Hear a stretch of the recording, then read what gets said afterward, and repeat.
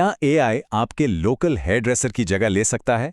यानी एक ऐसी जगह जहां बरसों से एक अलग ही लेवल का पर्सनल कनेक्शन और ट्रस्ट चला रहा है। Let's find out. अब देखिए, इस पॉइंट को समझने के लिए हमें थोड़ा डीप जाना होगा। इंडिया में ना एक हेयर ड्रेसर सिर्फ बाल नहीं काटता, वो आपका थेरेपिस्ट है, आपका पर्सनल स्टाइलिस्ट है और कभी-कभी तो आपका फाइनेंशियल एडवाइजर भी बन जाता है। उस सैलून चेयर पर बैठकर दुनिया भर की बातें होती हैं और ऑनेस्टली हेयर ड्रेसर ही वो इकलौता इंसान है जो बिना मांगे आपको डिस्काउंट दे देता है ना? तो ये एक खास रिश्ता है, सिर्फ कोई बिजनेस ट्रांजैक्शन नहीं। इन नए एआई टूल्स का पोटेंशियल लिटरली माइंड ब्लोइंग है। L'Oreal style my hair, YouCam makeup या चैट जीपीटी जैसे प्लेटफॉर्म्स को ही देख लीजिए। आप इनके थ्रू सेकंड्स के अंदर 10 अलग अलग हेयर स्टाइल्स जनरेट कर सकते हैं। ये आपके फेस के शेप को एनालाइज कर लेते हैं, बालों की डेंसिटी प्रिडिक्ट कर देते हैं, यहाँ तक कि आगे चलकर गंजेपन का कितना रिस्क है ये भी एक्यूरेटली बता देते हैं। बस एक फोटो क्लिक की और सारी की सारी कॉम्प्लेक्स डिटेल्स तुरंत आपकी स्क्रीन पर। और पता है इनकी सबसे बड़ी खासियत क्या है? एआई कभी अंदाजा नहीं लगाता, इट कैलकुलेट्स। वो प्रॉपर गणना करता है। उस एआई आपका हेयर कट डिजाइन तो बखूबी कर सकता है, पर क्या वो एक्चुअली में सिजर्स उठाकर आपके बाल काट सकता है? नहीं ना। एक सॉफ्टवेयर को फिजिकल चीजों की समझ नहीं होती। आपके सर का एक्चुअल आकार क्या है, बालों का टेक्सचर कैसा है, और सबसे बड़ा रिस्क आपकी अचानक होने वाली मूवमेंट्स, जैसे आप चेयर पर बैठे हैं और अचानक आपको खांसी आ जाए या आप थोड़ा सा हिल जाएं। इन अनप्रिडिक्टेबल फिजिकल वेरिएबल्स को एक मशीन फिलहाल सेफली हैंडल नहीं कर सकती।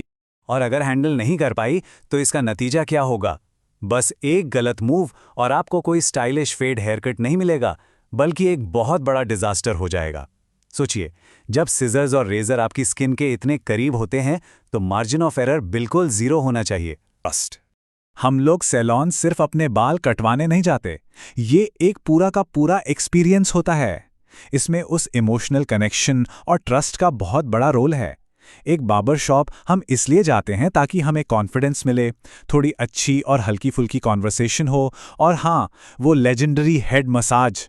उस सैलून चेयर पर बैठकर जो सुकून और रिलैक्सेशन मिलता है ना, वो कंफर्ट दुनिया की कोई भी रोबोटिक आर्म नहीं दे सकती। अग्री? तो इसका निष्कर्ष क्या निकलता है? एआई आपके स्कैल्प को एनालाइज जरूर कर सकता है, लेकिन क्या वो आपके खराब मूड को ठीक कर सकता है? बिल्कुल नहीं। एक अच्छा हेयर ड्रेसर सिर्फ आपका लुक ही चेंज नहीं करता, वो अपने पर्सनल टच से आपके पूरे दिन की थकान मिटा देता है। और दोस्तों, ये एक ऐसी चीज है जो किसी भी एल्गोरिथम के बस की बात नहीं है। तो फाइनली इस मुकाबले में असली विनर्स कौन है, एआई या इंसान?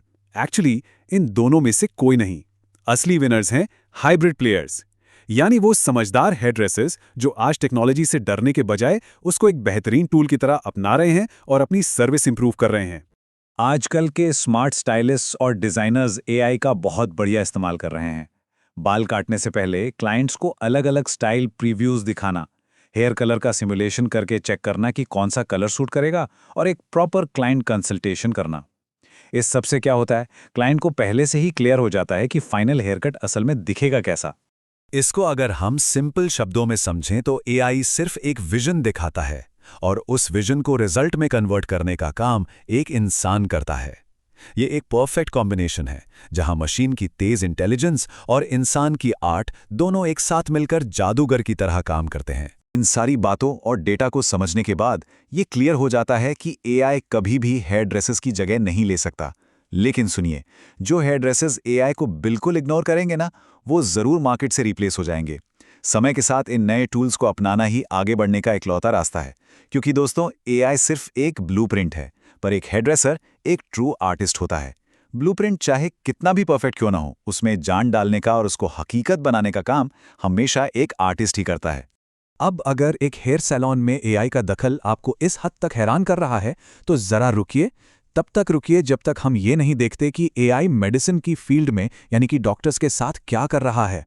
अगली चर्चा बहुत ही माइंड ब्लोइंग होने वाली है, इसलिए चैनल के साथ जुड़े रहें और सब्सक्राइब करना ना भूलें, क्योंकि मेरे दोस्त, ये तो बस एक शुरुआत है।